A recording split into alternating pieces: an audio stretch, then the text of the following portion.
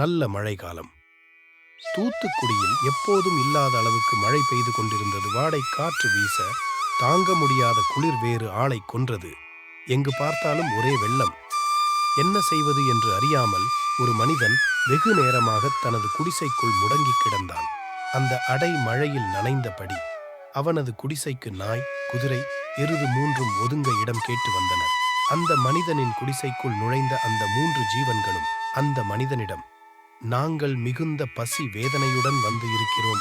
எங்கள் மூவருக்கும் உனது இந்த குடிசையில் மழை நிற்கும் வரை இடமளிக்க வேண்டும் என்று கேட்டுக்கொண்டன.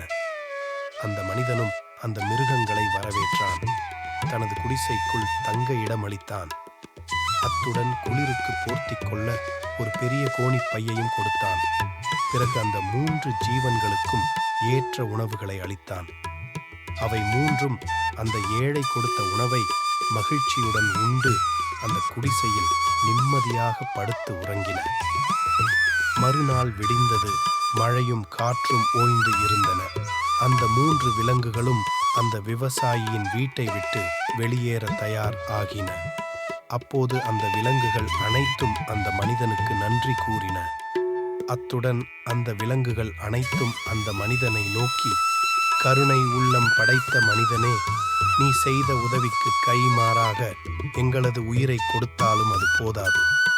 எனினும் நாங்கள் உனக்கு பிரதி உபகாரம் செய்ய வேண்டும் என்று கருதுகிறோம்.